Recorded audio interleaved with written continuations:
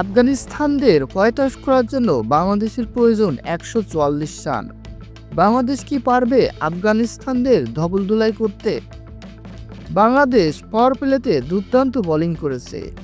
বিশেষ করে সাইফুদ্দিনের কথা না বললেই নয়। তিনি ৪ ওভারে মাত্র ১৫ রান দিয়ে ৩ উইকেট তুলে নিয়েছেন। অসাধারণ বোলিং করেছেন সাইফুদ্দিন।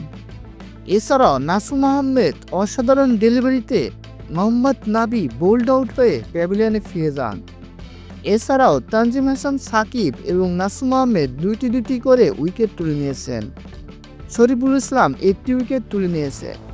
৯ উইকেট হারিয়ে আফগানিস্তান নির্ধারিত ২০ ওভারে ১৪৩ রানের বেশি করতে পারেনি।